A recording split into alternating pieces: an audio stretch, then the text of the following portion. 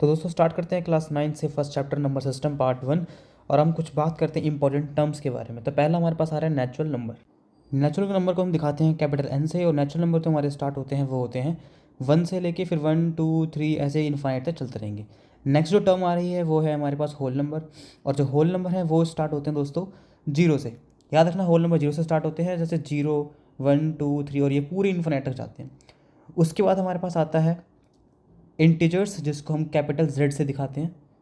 Integers integers दोस्तों याद रखना नेगेटिव पॉजिटिव दोनों होते हैं हमारे पास, नेगेटिव इंटीजर और पॉजिटिव इंटीजर। और जीरो भी एक बहुत बड़ा इंटीजर है, याद रखना। उस पर प्लस माइनस जो सा आप सोच सकते हो साइन, वो हम लगा सकते हैं। तो 1 2 3 हमारे 4 जितने भी इन्फिनिटी जा रहे हैं ये हमारे पॉजिटिव इंटीजर हो गए, और माइनस में 1 -2 -3 ये हमारे हो गए नेगेटिव इंटीजर। ये भी इन्फिनिटी तक जा रहे हैं, माइनस इन्फिनिटी तक। अब बात करते हैं, अगला है टर्म हमारा जो बहुत इंपॉर्टेंट है, रैशनल नंबर जिसे हम बोलेंगे। और रैशनल नंबर को दोस्तों हम दिखाते हैं कैपिटल क्यू से। बहुत जगहों पे इसको आर से भी दिखाया जाता है, तो आपके एनसीईआरटी में जो है वो कैपिटल क्यू से दिखाया गया, तो हम क्यू से दिखाएंगे। तो दोस्तों रैशनल नंबर को डिटेल में समझने से पहले एक बार हम ये समझ लेते हैं कि आखिर ये पिक्चर जो है मैंने लगाई है यहाँ पर वो क्या कहना चाह रही है। ये कहना चाह रही है दोस्तों, आप पहले एक बात बताओ कि जो छोटा सर्कल है वो बड़े सर्कल में आ सकता है, पर क्या बड़ा सर्कल भी छोटे सर्कल में आ सकता है? नहीं। तो याद रखना सारे नेचुरल नंबर हमारे होल नंबर हो सकते हैं, लेकिन सारे होल नंबर सारे नेचुरल नंबर नहीं हो सकते। याद रखना, क्योंकि जीरो जो है नेचुरल नंबर में नहीं आता। इसीलिए दोस्तों आपको याद रखना है कि जो छोटा सर्कल है वो बड़े सर्कल में आ सकता है, यानी कि नेचुरल नंबर सारे होल नंबर हो सकते हैं, पर बड़ा सर्कल छोटे सर्कल में नहीं आ सकता, यानी कि हमारे होल नंबर सारे नेचुरल नंबर नहीं हो सकते। दोस्तों इसी तरीके से नेचुरल नंबर और होल नंबर हमारे इंटीजर्स हो सकते हैं, लेकिन इंटीजर्स का बड़ा सर्कल है तो वो होल नंबर और नेचुरल नंबर के अंदर नहीं आ सकता। यानी कि हमारे जो इंटीजर्स हैं वो होल नंबर और नेचुरल नंबर नहीं हो सकते, लेकिन सारे नेचुरल नंबर और होल नंबर इंटीजर्स हो सकते हैं। तो बात करते हैं आगे रैशनल नंबर पे, हम वापस बढ़ते हैं। अगर दोस्तों याद रखना, अगर आपको समझ में थोड़ी दिक्कत आ रही है तो आप वीडियो को 10 सेकंड या 10 जितना भी आपको थोड़ा पीछे का क्या समझना चाहो तो समझ सकते हैं। ठीक है, तो हम अपने रैशनल नंबर पे कंटिन्यू करते हैं। ऐसे कोई भी नंबर जिसको आप एक्सप्रेस कर सकते हो p/q की फॉर्म में, और ऐसा हम कहेंगे कि जो q है वो 0 के बराबर नहीं होना चाहिए। इस साइन का मतलब है नॉट इक्वल्स टू। तो q जो है वो 0 के बराबर नहीं होना चाहिए। तो हम एग्जांपल के लिए समझ लेते हैं, जैसे p और q क्या होंगे, फिर हम देखते हैं कि आखिर ये p/q क्या होगा। p और q दोनों के दोनों हमारे इंटीजर्स होंगे, ये चाहे नेगेटिव में भी हो सकते हैं और नहीं तो पॉजिटिव भी हो सकते हैं। तो एक एग्जांपल के लिए समझ के देखते हैं। और तो p/q की फॉर्म में अगर हम लिखना चाहें और q जो है वो 0 के बराबर नहीं होना चाहिए, तो p अगर मैं 2/3 लिखूं तो क्या ये एक रैशनल नंबर होगा? हाँ, क्योंकि ये एक दोनों कंडीशंस को फॉलो कर रहा है। पहला कि p और q जो है वो इंटीजर्स होने चाहिए, और दूसरा जो q है वो 0 के बराबर नहीं होना चाहिए। अगर ये दोनों कंडीशंस आपकी फॉलो हो रही हैं तो ये एक रैशनल नंबर है। अगर हम बात करें तो क्या सिंगल नंबर जो होते हैं, जो हमारे एकदम सिंगल नंबर होते हैं, सिंगल नंबर कैसे, जैसे मान लो आपने लिखा सिर्फ 2। अगर कोई हमसे पूछे क्या 2 एक रैशनल नंबर है, तो यस 2 भी एक रैशनल नंबर होगा। क्यों होगा ये रैशनल नंबर? इसके नीचे तो कुछ है ही नहीं। तो आप इस 2 के नीचे अगर हम 1 लगा दें, दो जिसके नीचे कुछ नहीं इसके नीचे 1, अब 2 के नीचे अगर आपने 1 लगा दिया तो देखो ये हमारा p और ये हमारा q आ गया p/q की फॉर्म में। तो यानी कि 2 भी एक रैशनल नंबर है। तो क्या क्वेश्चन ये उठता है, तो क्या 0 भी एक रैशनल नंबर होना चाहिए या नहीं? 0 भी एक रैशनल नंबर होना चाहिए या नहीं? तो 0 के नीचे अगर मैं 1 लगा दूँ तो ये लो, कंडीशन में ये था ना कि p और q इंटीजर्स होने चाहिए, और p एक इंटीजर है और q जो है वो 0 के बराबर नहीं होना चाहिए। तो देखो q 0 के बराबर नहीं है, बल्कि q तो एक q कितना है 1 है इस टाइम, और 1 क्या होता है एक इंटीजर। और हमने यही पढ़ा था कंडीशन के अंदर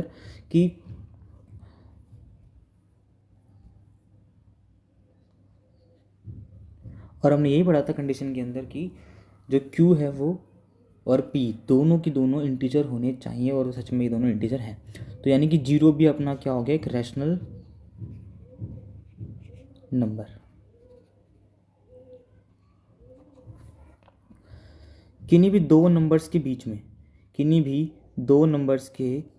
बीच में हमें रैशनल नंबर फाइंड करने हैं। तो 2 और 3 के बीच में हमें अरैशनल नंबर यानी कि एक रैशनल नंबर ढूंढना है। तो हम देख लेते हैं कैसे करेंगे इस क्वेश्चन को। तो आप क्वेश्चन एक बार दोबारा देख लेते हैं कि हमें रैशनल नंबर ढूंढना है, एक ही ढूंढना है, लेकिन सिर्फ एक, वो भी 2 और 3 के बीच में। अब आपको भले देखने से लग रहा हो कि 2 और 3 तो लगातार ही आते हैं, इनके बीच में क्या ही नंबर होगा। तो मैं आपको बता दूं दोस्तों कि 2 और 3 के बीच में इनफाइनाइट रैशनल नंबर होते हैं, इनफाइनाइट रैशनल नंबर होते हैं। ये कैसे हमें पता लगेगा कि इनफाइनाइट होते हैं, वो मैं आपको अभी बता देता हूँ। तो याद रखना इनफाइनाइट रैशनल नंबर होते हैं। तो आपको क्या करना है, 2 तरीके होते हैं इसके। या तो आप पहला मेथड, जो फर्स्ट मेथड है वो ये है कि इन दोनों को बस जोड़ के 2 से डिवाइड कर दो। तो हमारे 2 नंबर्स थे ये, इन दोनों को जोड़ा और 2 से डिवाइड कर दिया, तो कितना आया 5/2, यानी कि 2.5। आप पॉइंट में लिख के इसको ऐसे लिखेंगे, यानी कि 5/2। आप देख लो, ये p हो गया, ये अपना q हो गया, तो ये एक p/q की फॉर्म में है और q जो है 0 के बराबर नहीं है, तो ये एक रैशनल नंबर हुआ। यानी कि नंबर लाइन पर अगर हम देखें, मान लो यहाँ पर 2 है, यहाँ पर 3, इनके बीच में हमें रैशनल नंबर फाइंड करने थे, इनके बीच में हमें रैशनल नंबर फाइंड करने थे, और इन दोनों के बीच में रैशनल नंबर हमने क्या निकाला, 5/2। मान लो 5/2 यहाँ पर आ रहा है, इन्होंने एक ही रैशनल नंबर फाइंड करने के लिए कहा था, इन्होंने एक ही रैशनल नंबर फाइंड करने के लिए कहा था, और देखो एक ये रहा वो। तो क्या करें जब हमें एक से ज़्यादा निकालने हो, मान लो इन्होंने हमसे बोल दिया कि आप 2 और 3 के बीच में 5 रैशनल नंबर निकालो, तब हम क्या करेंगे। 5 रैशनल नंबर निकालने के लिए हमें क्या करना होगा, तो हम क्या करेंगे दोस्तों, 2 और 3 के बीच में 5 रैशनल नंबर निकालने हैं। तो हम क्या करेंगे, 2 को आप यहाँ लिखो और 3 को यहाँ लिख दो। अगर मैं 2 में 10 से, देखो मैं आपको छोटी चीज़ बताता हूँ, तो अगर 2 और 3 के बीच में हमें 5 रैशनल नंबर फाइंड करने हैं, 5, हमें पूरे 5 रैशनल नंबर फाइंड करने हैं, तो हम क्या करेंगे,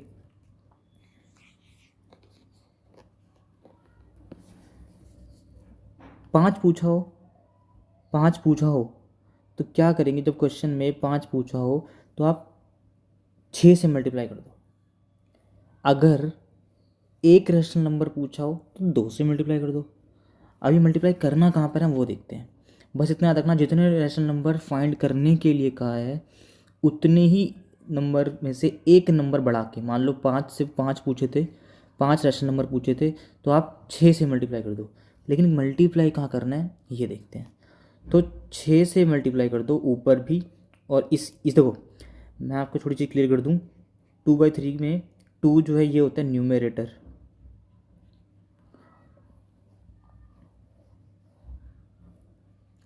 और ये होता है डिनोमिनेटर। ये आप लोगों ने बचपन में सीखा होगा, बाकी याद रखना, ऊपर वाले को न्यूमरेटर बोला जाता है, नीचे वाले को डिनोमिनेटर बोला जाता है। तो अब हम देखते हैं 2/, अब देखो यहाँ पे तो अगर हम देखें इनके नीचे तो कुछ लिखा ही नहीं था, तो अभी मैंने आपको बताया था कि 2 भी एक रैशनल नंबर है क्योंकि इसके नीचे 1 लिखा हुआ है, 3 भी एक रैशनल नंबर है फिर तो क्योंकि इसके नीचे भी 1 लिखा हुआ है। तो हम क्या करेंगे, मैंने आपसे कहा था कि अगर 5 रैशनल नंबर ढूंढने हो, 5 रैशनल नंबर ढूंढने हो, 5 रैशनल नंबर ढूंढने हैं, तो हम क्या करेंगे, 6 से मल्टीप्लाई कर देंगे, ऊपर भी यानी कि न्यूमरेटर में भी और डिनोमिनेटर में भी। सेम इस तरीके से 3 के पास भी 6 से मल्टीप्लाई कर देंगे। अब क्या होगा वो देखते हैं। अब क्या होगा दोस्तों,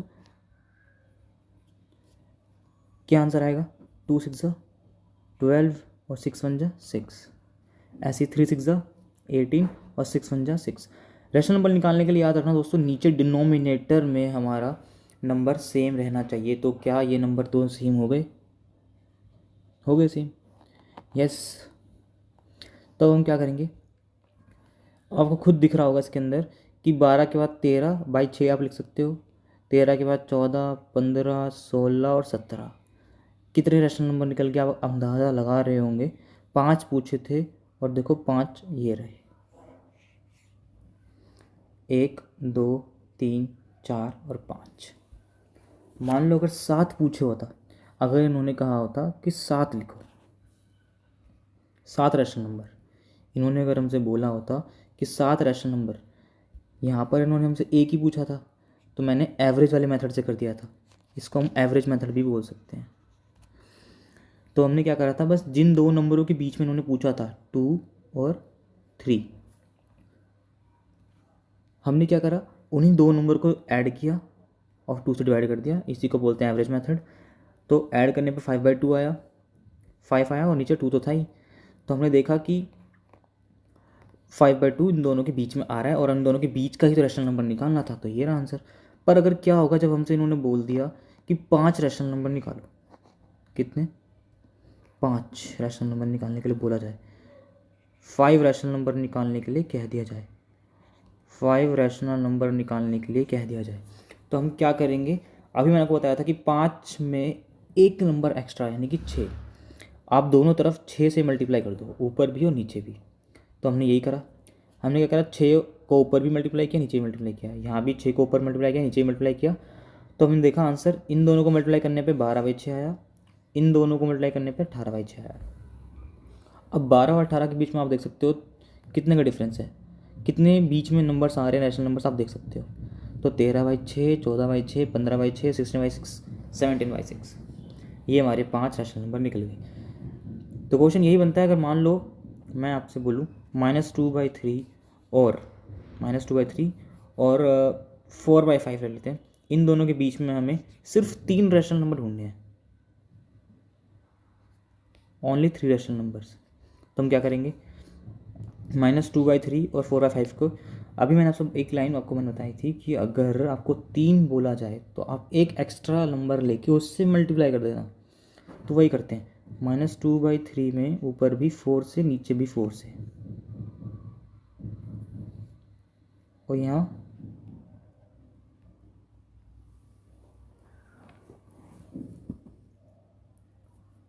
तो मैं आपको बता दूँ, आप जी नोटिस कर पा होंगे, यहाँ 12 आ रहा है, नीचे आ रहा है 20। मैंने आपको ऊपर एक लाइन बोली थी कि याद रहे नीचे डिनोमिनेटर सेम रहना चाहिए। तो क्या यहाँ पर डिनोमिनेटर सेम है? तो पहला स्टेप आपको ये करना होगा कि जब रैशनल नंबर बोले जाएं और उनका डिनोमिनेटर एकदम अलग है, तो सबसे पहले डिनोमिनेटर सेम बना लेना। डिनोमिनेटर सेम बनाने का तरीका क्या होता है, जो नंबर नीचे लिखा है 5 वो इस साइड मल्टीप्लाई कर दो, और जो नंबर लेफ्ट हैंड साइड पे लिखा हुआ है उसको इस तरफ मल्टीप्लाई कर दो, ऊपर नीचे। अब देखो ये हो गया -10/15 और ये क्या हो गया 12/15। क्या बोल रहे हो, डिनोमिनेटर तो सेम हो गया। देखो अब देखो हो गया ना सेम। तो बाकी इसके बीच में तो ऑलरेडी बहुत सारे नंबर अपने आप जनरेट हो चुके हैं। हम देखें तो -9/15, -8/15, -7/15, -6/15 और 4 पूछे तो देखो बल्कि कितने सारे आ गए इसके अंदर। तो मेन मकसद जो आपका होना चाहिए, वो पहला एम जो है वो ये रहना चाहिए कि डिनोमिनेटर सेम हो। जैसे मुझे जो ऊपर क्वेश्चन दिया गया था उस क्वेश्चन के अंदर हमने देखा था कि डिनोमिनेटर सेम था, इसके नीचे भी 1, इसके नीचे भी 1।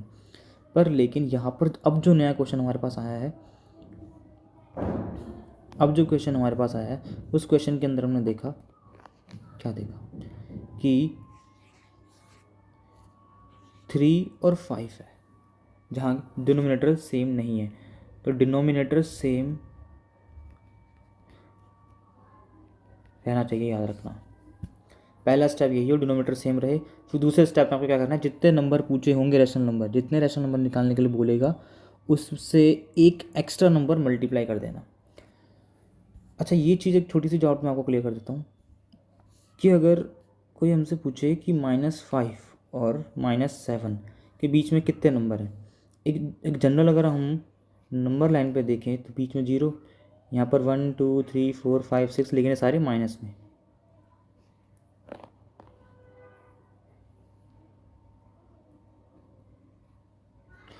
ये सारे नंबर माइनस में। अब हम देखें कि इनमें से कौन बड़ा है, -1 बड़ा है या -4 बड़ा है। इतना याद रखना कि जो 0 के ज़्यादा नज़दीक होता है वो बड़ा होता है, जो 0 के नज़दीक है उतना बड़ा वो ही बड़ा होता है। तो तो -4 और -1 में कौन बड़ा हुआ? -1। याद रखना माइनस में जितना नंबर छोटा होता है वो उतना ही बड़ा होता है। तो यानी कि मैं लिख देता हूँ, माइनस में नंबर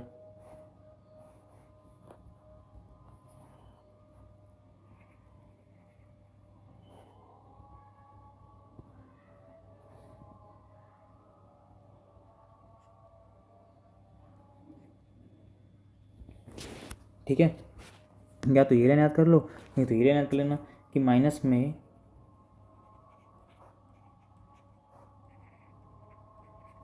बड़ा नंबर छोटा होता है,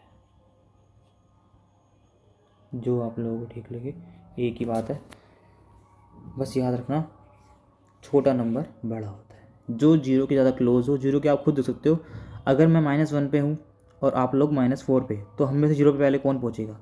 मैं पूछूँ, क्योंकि मैं 1 के पास था, -1 के पास, तो इसलिए -1 बड़ा है, -4 जो है वो छोटा है। बाकी ये दो लाइन आप देख सकते हो। डेसिमल एक्सपेंशन में हमें क्या करना है, एक जनरल डिवाइड,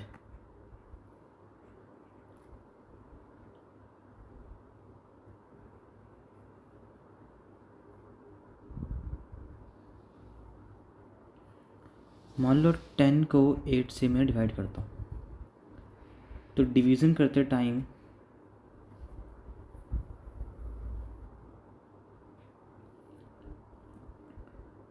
एट को बाहर लिखेंगे, 10 को अंदर, 8 के टेबल में 1 पर 8 आता है, 10 में से 8 गया तो 2 बचा। अब यहाँ पर क्या करना है, डेसिमल एक्सपेंशन में क्या करना होता है, हमें इसको और आगे बढ़ाना है। अब 8 के टेबल में 1 पर आता है 8, बचा 2 रिमाइंडर में। अब हम क्या करेंगे, पॉइंट आगे 0 ले लिया। अब 8 के टेबल में 2 पर 16, कितना बचा? 4। अब फिर से एक 0 लिया, 8 के टेबल में 40 पे 5 पर आता है, ख़त्म हो गया। यानी कि 10/8 का डेसिमल एक्सपेंशन हमारा क्या होगा? 1.25। बस इतना ही करना है डेसिमल एक्सपेंशन में। हम और एग्जांपल ले लेते हैं, जैसे एक आता है 7/8, इसका करके देखते हैं, ये सेकंड है। 7/8 में क्या करेंगे, फिर से वही 8 बाहर और 7 अंदर, 0 पॉइंट लिया हमने, एक 70 बन गया ये। अब 8 के टेबल में 9 पर आता है 72 और 8 8 जा 64, कितना बचा? 6, फिर से एक 0। अब 7 8 जा 56 होता है, माइनस करेंगे तो 4, फिर एक 0 और 5 8 जा 40। तो क्या इसका क्या डेसिमल एक्सपेंशन रहा? 0.875। तो डेसिमल एक्सपेंशन में सिर्फ इतना ही है कि आपको जो भी नंबर दिए जाए इनको डिवाइड करके सिंपल बस पॉइंट में लिखते जाना है, जहाँ तक भी एक्सटेंड होगा। जैसे मेरा तो 5 पे यहीं पे ख़त्म हो गया, तो कोई नहीं। तो टर्मिनेट, देखो आप लोगों ने देखा होगा बस के टर्मिनल होते हैं।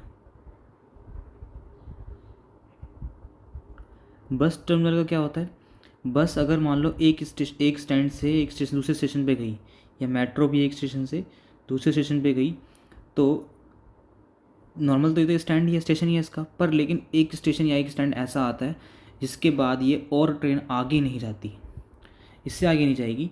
तो मेट्रो में भी आपने सुना होगा कि this train will terminate here, ऐसा कुछ बोलती है, आपने सुना हो तो,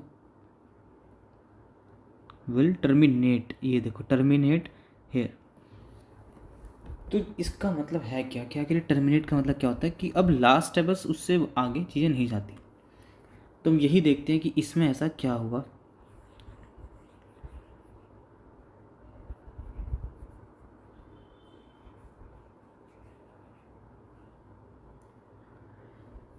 अभी मैंने आप लोगों को इसको डिवाइड करके दिखाया था, ऊपर 8 को बाहर रखा था, 10 को अंदर रखा था।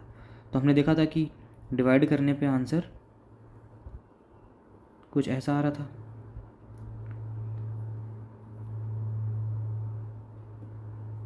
जीरो। तो आंसर जो है यहीं पर टर्मिनेट हो गया, यानी कि रुक गया है, इसके आगे वो नहीं बढ़ रहा, इससे आगे कोई आंसर नहीं है, यही आंसर है लास्ट, इसी को बोलते हैं टर्मिनेट हो गया है। तो ये जो नंबर टर्मिनेट होते हैं वो भी हमारे रैशनल नंबर कहलाते हैं। वैसे भी आपको दिख रहा होगा ये PYQ की फॉर्म में है, तो ये भी एक रैशनल नंबर है।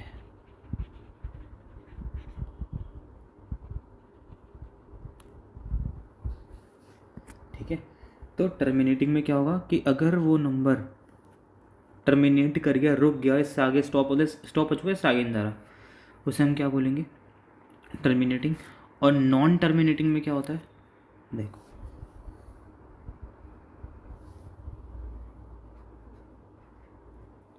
अब हम क्या करते हैं, 3 को डिवाइड करते हैं, 1 को डिवाइड करते हैं 3 से। तो एक पॉइंट ले लिया मैंने, 3 3 9, माइनस करा तो फिर से एक 0 लेके 3 3 9। तो क्या लगता है आपको ये कभी रुकेगा, ये देख लो, फिर 0 आएगा, फिर 9 लूँगा, फिर 1 आएगा, फिर 0 लेके फिर 9, चलता रहेगा वैसे ऐसे ही। तो 0.33333 चले जा रहा है। तो क्या ये स्टॉप हुआ, आंसर बार बार कुछ ना कुछ आ ही रहा है, बस तो सेम ही आ रहा है। तो ऐसे केस में हम इसको बोलते हैं नॉन टर्मिनेटिंग। नॉन टर्मिनेटिंग, और नॉन टर्मिनेटिंग के भी 2 पार्ट समझ सकते हो आप। नॉन टर्मिनेटिंग को मैं NT से दिखा रहा हूँ, नॉन टर्मिनेटिंग इसको मैं NT से दिखा रहा हूँ, ठीक है। तो नॉन टर्मिनेटिंग एक होता है रिपीटिंग, एक होता है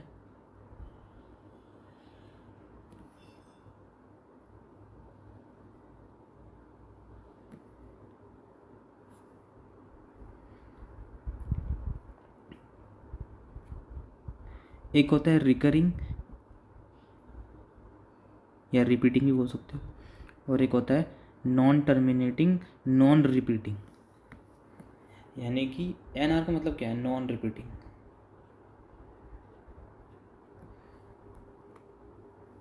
यानी कि वो नंबर जो टर्मिनेट नहीं हो रहे हैं, यानी कि जैसे 0.333 चले जा रहा था, तो ये टर्मिनेट नहीं हो रहा, यानी कि नॉन टर्मिनेटिंग है। और नॉन टर्मिनेटिंग है, नॉन टर्मिनेटिंग के साथ रिपीट भी तो हो रहा है, ये बार बार 3 आ रहा है, देख लो, तो इसे बोलते हैं नॉन टर्मिनेटिंग रिपीटिंग। और अगर कोई ऐसा नंबर ले लेते हैं जो नॉन टर्मिनेटिंग है और नॉन रिपीटिंग भी है, यानी कि वो नंबर रिपीट नहीं होगा, समझ लो ऐसा कुछ आंसर आएगा, 5 6 9 8 7 3 2 1। देखो नंबर रिपीट नहीं हो रहा, कुछ भी आ जा रहा है और ये चले जा रहा है, मान लो। तो ऐसा कौन सा नंबर है, वही देखेंगे। अब देखो, अगर कोई भी ऐसा नंबर आता है, जैसे मान लो कि अभी जैसे मैंने बताया था 1/3 आ रहा था, 1/3 तो क्या था, रिपीट हो रहा था बार बार, लास्ट में इसका आंसर क्या आ रहा था, 0.333 यही आ रहा था। तो ये नॉन टर्मिनेटिंग भी है और नॉन रिपीटिंग भी, ठीक है। तो जो नंबर, सॉरी रिपीटिंग है ना, ये हटा देते हैं।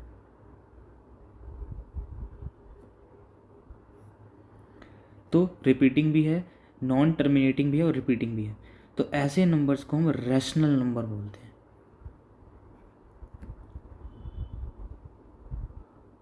तो रैशनल नंबर कौन कौन से होते हैं, जो टर्मिनेट हो जाए और जो नॉन टर्मिनेट हो पर रिपीटिंग।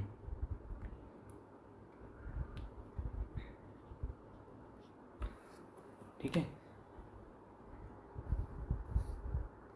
याद रखना, ये लाइन थोड़ी ज़रूरी है कि रैशनल नंबर कौन से होते हैं, सिर्फ याद रखना टर्मिनेटिंग और नॉन टर्मिनेटिंग वाले भी होते हैं, लेकिन वो वाले जो सिर्फ रिपीट हो रहे हैं,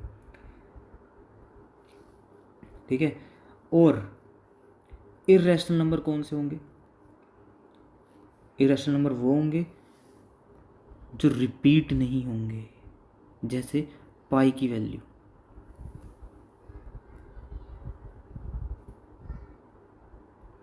पाई की वैल्यू क्या होगी, पाई की वैल्यू होती है भाई 3.14, 15, 92, 65, 35, 89, मतलब नहीं, आप देख रहे हो रिपीट नहीं हो रहा। और अभी मैंने आपको क्या बताया कि रैशनल नंबर वो होते हैं जो नॉन टर्मिनेटिंग तो हैं, ठीक है, ये भी नॉन टर्मिनेटिंग है, पर लेकिन वो रिपीट हो रहे होते हैं। यहाँ पर देखना कहाँ नंबर रिपीट हो रहा है, कोई नंबर रिपीट नहीं हो रहा। तो वैसे तो ये और आगे जा रहा है क्योंकि टर्मिनेट तो हो ही रहा, यानी कि ये एक नॉन टर्मिनेटिंग, नॉन रिकरिंग मत बोल लो या फिर रिपीटिंग बोल लो, एक ही बात है। याद रखना non terminating and non repeating, यानी कि रिपीट भी नहीं हो रहा। क्या कोई दूसरा एग्जाम्पल भी हो सकता है इसका? हाँ, √2 है, तो √2 में 1.414, फिर 213 562, देखो और भी चलती रहेगी आगे, ये ऐसे कुछ नंबर है और आगे चलता रहता है, यानी कि रिपीट भी नहीं हो रहा, यानी कि नॉन रिपीटिंग, और नॉन टर्मिनेटिंग भी है। तो ऐसे नंबर के बारे में बात क्यों कर रहा हूँ अभी, खासकर इर्रेशनल वाले सेक्शन में? इसका मतलब ये है कि non terminating and non recurring या फिर नॉन रिपीटिंग वाले नंबर्स को हम रैशनल नंबर कहते हैं।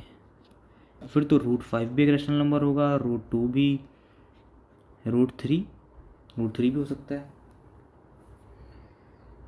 ठीक है। तो पाई, √2, हमें इनका ख्याल रखना है कि ये हमारे non terminating non repeating number होते हैं, इसलिए इनको रैशनल या फिर इर्रेशनल इसको कहा जाता है, ठीक है। एक छोटा एग्जांपल मैं आपको और दे देता हूँ। जैसे मान लेते हैं कि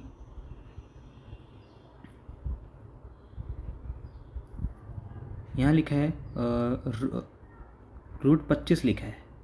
अब √25 में हम 25 को लिख सकते हैं 5 का स्क्वायर, 25 को लिख सकते हैं 5 का स्क्वायर, स्क्वायर से रूट कट जाता है तो क्या बचा, सिर्फ 5। अब 5 के नीचे 1 लगा लो, ये तो एक रैशनल नंबर बन गया, ये तो रैशनल नंबर बन गया। तो यानी कि √25 एक रैशनल नंबर है। जितना मैंने आपको अभी तक कराया है वो सब आप अपनी NCERT की 1.1, 1.2, 1.3 तक के बहुत से क्वेश्चंस कर सकते हो। मैं ये नहीं कहूँगा सारे कर सकते हो, लेकिन अभी चैप्टर ख़त्म नहीं हुआ है तो 1.1 के, 1.2 के, 1.3 के आप इजीली बहुत से क्वेश्चंस लगा सकते हो, कर सकते हो। तो अभी जनरल तो ये इंट्रोडक्शन वीडियो है, होल नंबर, नेचुरल नंबर, ये सब मैंने आपको बताया, तो वो ट्रू फॉल्स वगैरह दे रखे हैं इसके अंदर बस। और एक छोटा सा मैं आपको एक पिक अभी थोड़ी देर में समझा दूंगा, उसके ऊपर भी एक क्वेश्चन बन जाता है। तो मेन जो टॉपिक इसके अंदर बचेंगे हमारे पास वो आएंगे √2 वाले, √3 वाले, कि उनको नंबर लाइन पे कैसे दिखाया जाता है, ठीक है।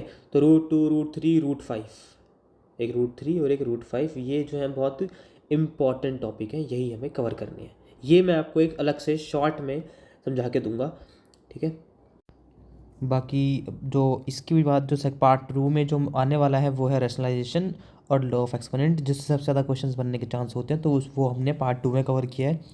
लॉ ऑफ एक्सपोनेंट अगर आपने क्लास 7 का अच्छे से पढ़ा होगा तो आप बहुत इजीली कर सकते हो, नहीं तो मैं यहाँ पर सारी चीज़ें समझाऊंगा ही। ये NCERT का टॉपिक है देखो। और बात करते हैं रैशनलाइजेशन की, ये भी बहुत ज़्यादा ईजी है, कोई दिक्कत नहीं है। तो मिलते हैं नेक्स्ट पार्ट में।